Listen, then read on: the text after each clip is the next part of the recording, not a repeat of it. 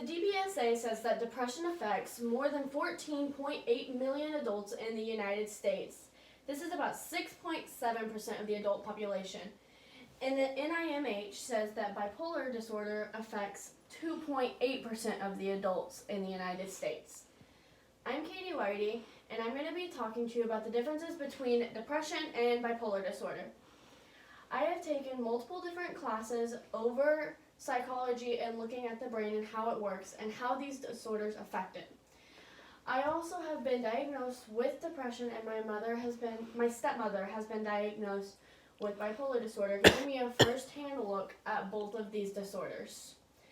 I'm going to tell you exactly what both disorders are, the risk factors for how you may receive these disorders, symptoms and treatments of both of these disorders. So you may be wondering, what exactly is depression, or what exactly is bipolar disorder? You may have a very foggy and unclear notion of what these are. Well, I'm going to clear that up. Depression is a disorder of the brain that affects how you feel, act, and go about your day. This can cause you to act in a more upset and slow manner. Depression tends to slow you down and make you feel bad about yourself.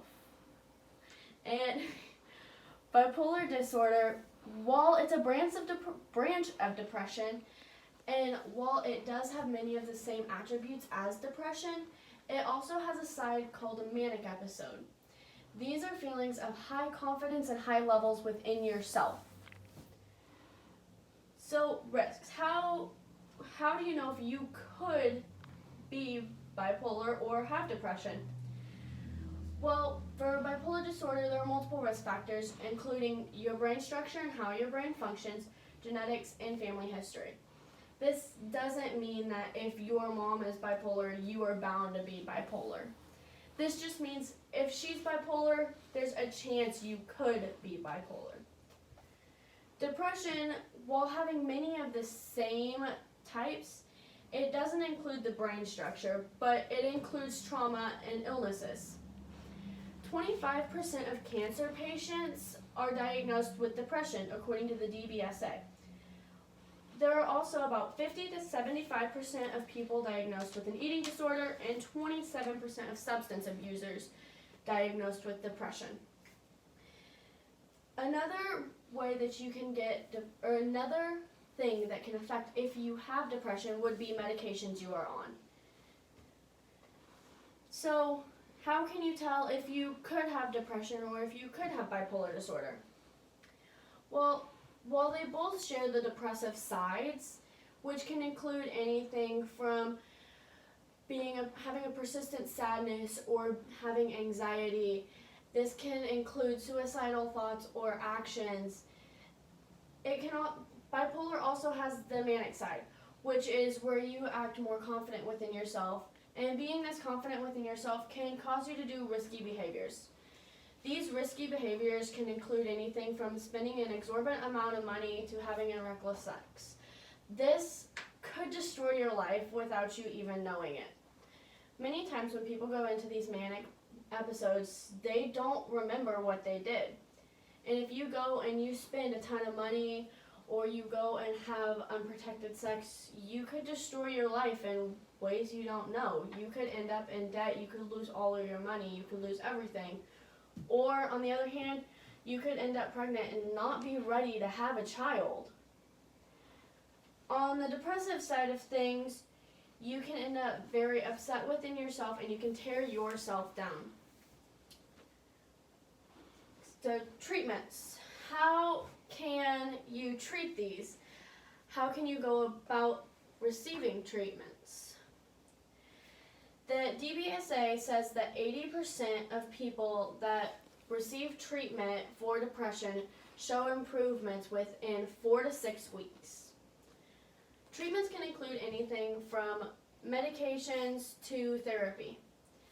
So one medication you can be put on if you have depression or bipolar disorder is antidepressants.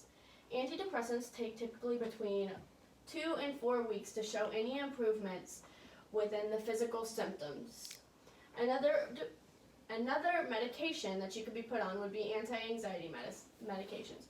Anti-anxiety medications are mostly used within depression or bipolar disorder, but they can also be used within depression.